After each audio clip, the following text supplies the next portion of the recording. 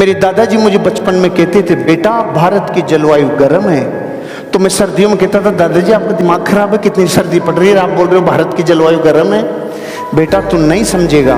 जब मेरी उम्र 8-10 साल थी तब मैं कहता था, नहीं दादाजी आप सही नहीं कह रहे हो। जब मैं 20 साल का हुआ तब मेरे को बात समझ में आई। दादाजी ने बोला, बेटा तू बैंगन को फ्रिज में भी रख देगा ना और उसको खाएगा तो गर्मी करेगा।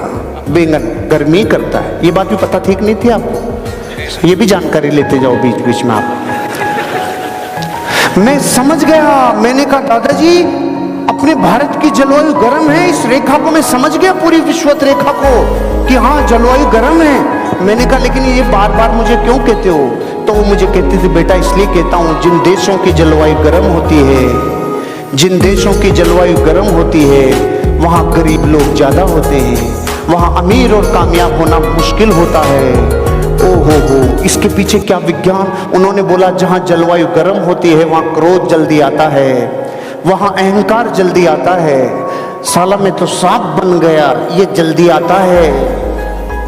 हम चौड़े बाजार सकड़े, ये जल्दी आता है। जहाँ जलवायु गर्म हो वहाँ पे अलर्टनेस नहीं आती, वहाँ पे आलस ज़्यादा आता है। जैसे गर्मियों की दोपहरी हो तो कसरत करने का मन करता है कि सोने का मन करता है।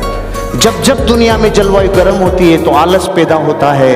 उन्होंने कहा था, दिमाग को ठंडा रखना, जुबान पे शक्कर रखना और पाँव में चक्कर रखना, तब तू अमीर और कामयाब बनेगा।